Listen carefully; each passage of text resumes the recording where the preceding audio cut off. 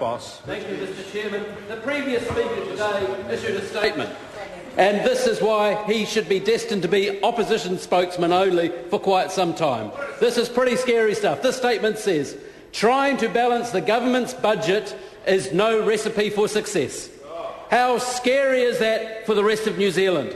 How scary is that for our credit rating?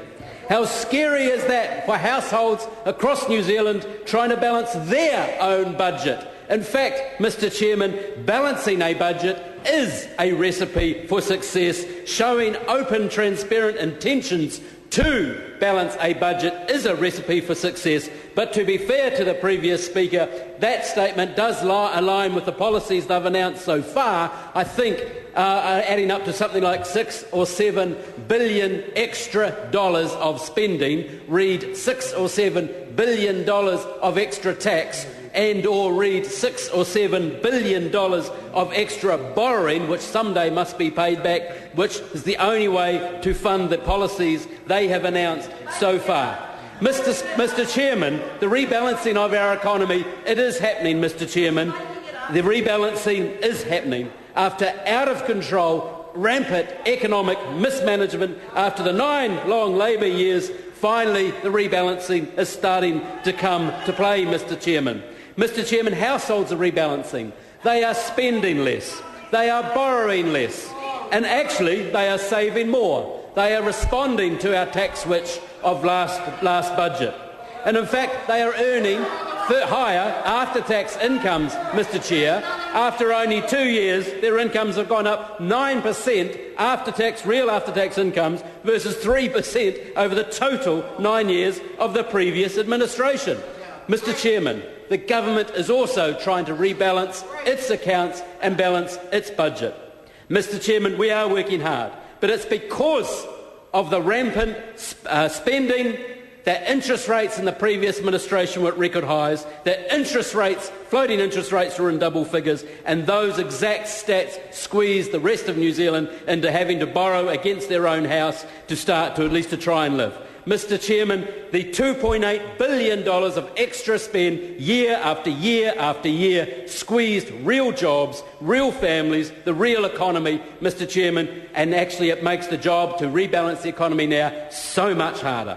Mr. Chairman, unfortunately, the total bill for the tragic episode in Christchurch has been estimated to be between $10 and $20 billion. The cost to the Crown somewhere between 5 and 10. We're still learning, Mr. Chairman.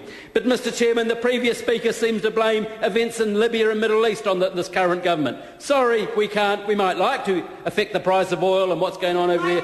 We can't, Mr. Chairman. Mr. Chairman, the government is doing with its accounts what it is asking every single New Zealander to do. Every single tax dollar is a precious dollar.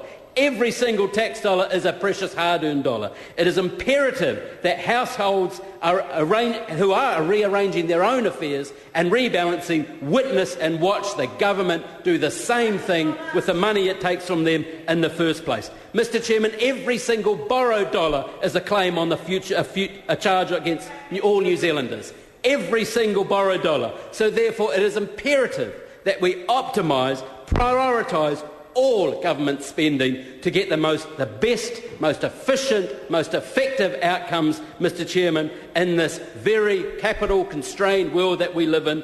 No one wanted, of course, the natural events that have come to pass around the world. No one, of course, wants the warlike events that are happening around the world, Mr. Chairman. But we need a robust economy. We need a robust balance sheet. We need robust forward projections to be able to sustain such shocks in the future, Mr. Chairman. So, Mr. Chairman, this government has found so far $4 billion in savings.